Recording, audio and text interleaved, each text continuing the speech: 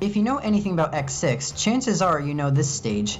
It, along with other stages like Magma Area and Secret Lab, constitutes to this game's often criticized difficulty in stage design, with this stage in particular being deemed overly punishing by some and one of the better designed stages by others. One of the things harder stages tend to have is the enemy called the Nightmare Virus, usually appearing in groups or as a blockade in a difficult area.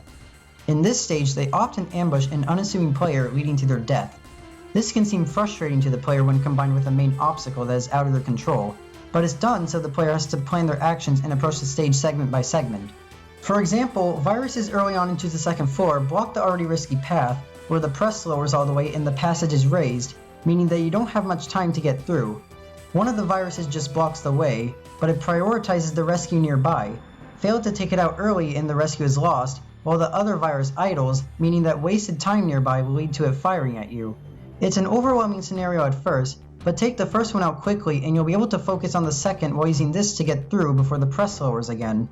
This kind of design permeates the stage, from the viruses blocking your path forward both as the press lowers and raises at the top of the screen, requiring quick movement to slip through, to ones that'll blindside you by starting to move before they're seen, so you'll either have to deal with an enemy you didn't plan for, or route with the press accordingly and take careful shots before it blocks your way. This may make for a non-replayable stage given the step-by-step nature, however, it changes upon handling it quickly.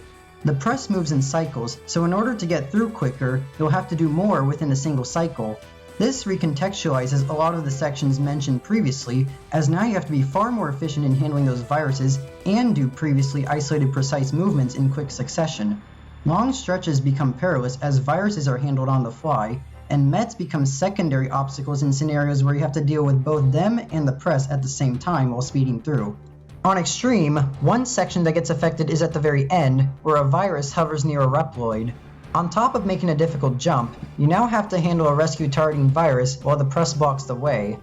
It's unlikely a player will rescue the Reploid without dying on their first time, so if handling things carefully, it's best to stop just as you land the jump so you don't spawn the virus, and dispatch it at your own pace.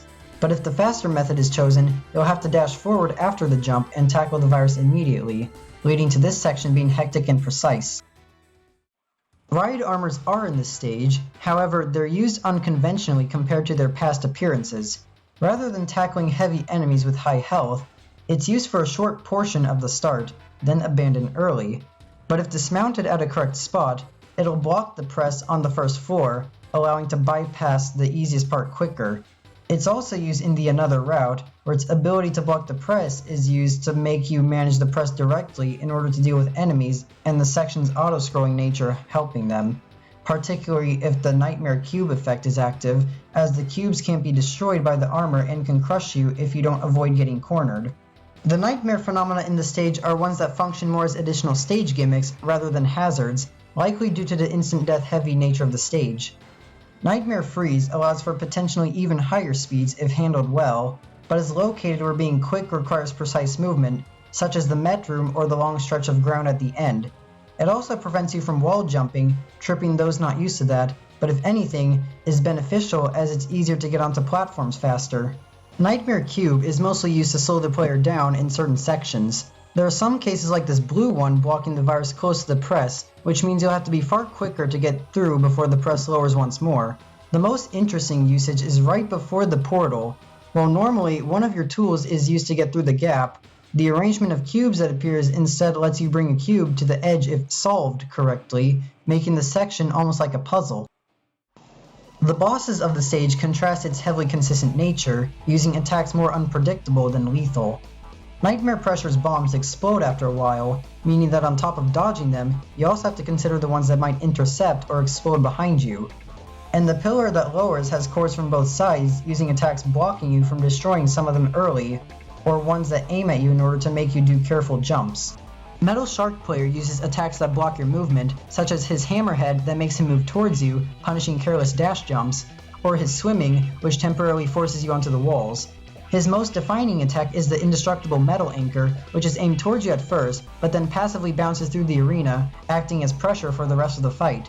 When low on health, player will summon past bosses. Centipede uses an aimed spread of stars that stay on the ground for a bit, which combines with any metal anchors active for more pressure, Chameleon acts as a shield for player, and the exclusivity to 0 means it's a counter to your melee attacks, and Hornet creates enemies that respawn if you destroy too many of them, setting up punishment by the time the attack ends.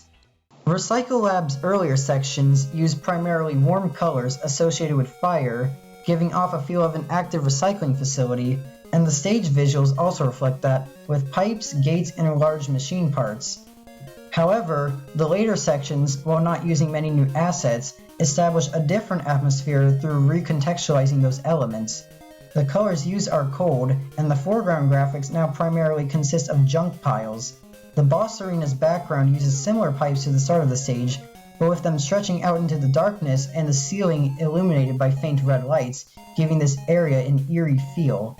Player's design has elements like his sharp boots that resemble jaws, the pipes on his body resembling a rib cage, and the large neck collar give off a feel befitting of the sea predator he's based off, while the patterns on his chest and waist evoke robes to allude to his role as a necromancer.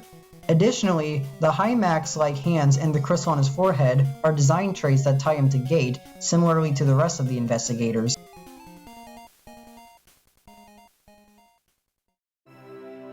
While the stage's usage of an instant death obstacle as the main focus tends to frustrate players more than anything, and its design focusing on consistency might make it seem less interesting than some of the other X6 stages, which allow it to achieve faster speeds at the risk of dealing with more unpredictable enemies, Recycle Lab is still possibly X6's most refined stage, with every obstacle serving to make for an interesting section to deal with, and the press cycles making it uniquely fun to push against them in order to achieve faster times. The most claustrophobic stage, befitting for a Reploid underworld.